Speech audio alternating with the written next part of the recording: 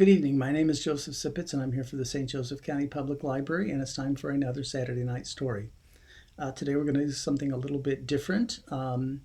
Recently, we observed the 75th anniversary of the bombing of Hiroshima and the beginning of the nuclear age that brought in.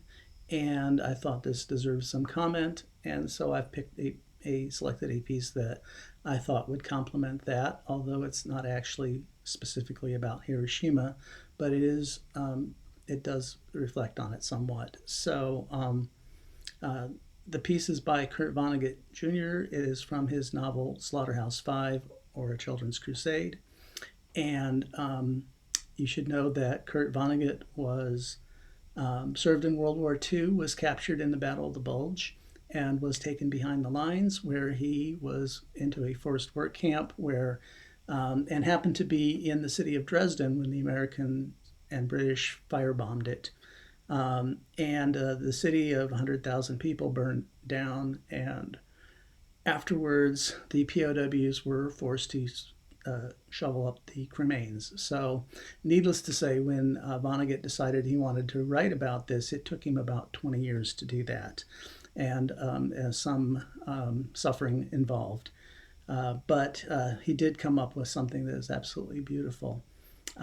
It was important to him that even though in the novel there are some scenes that take place during World War II, it was important to him that there would be no, if there were a movie to be made of the novel, that there would be no part that John Wayne could do and portray war as being anything less than the horrible thing that it is. So you should know that the main character is somebody named Billy Pilgrim, and Billy Pilgrim becomes unstuck in time, which means that for him, all the times happen at the same time, and he can shoot between them involuntarily.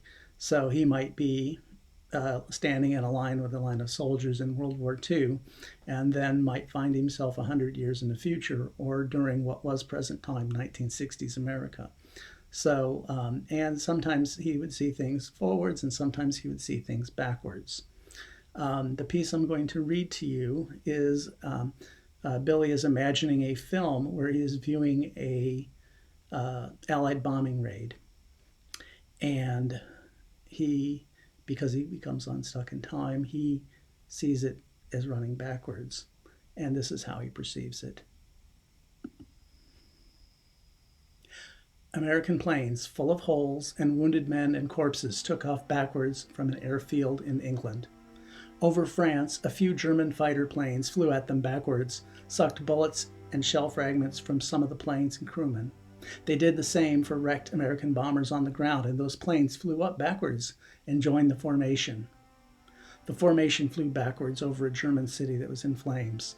The bombers opened their bomb bay doors, exerted a miraculous magnetism which shrunk the fires, gathered them into cylindrical steel containers, and lifted the containers into the bellies of the planes. The Germans below had miraculous devices of their own, which were long steel tubes. They used them to suck more fragments from the crewmen and planes. But there were still a few wounded Americans, though, and some of the bombers were in bad repair.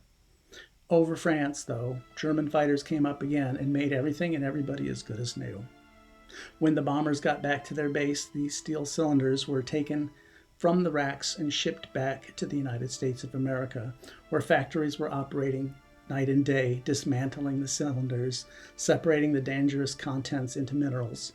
Touchingly, it was mainly women who did this work. The minerals were then shipped to specialists in remote areas.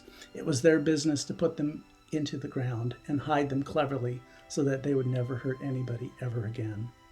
The American flyers turned in their uniforms and became high school kids. And Hitler turned into a baby, Billy Pilgrim supposed. That wasn't in the movie, Billy was extrapolating. Everybody turned into a baby, and all humanity, without exception, conspired biologically to produce two perfect people, named Adam and Eve, he supposed. I like the way he saw it better. So it goes. Good night.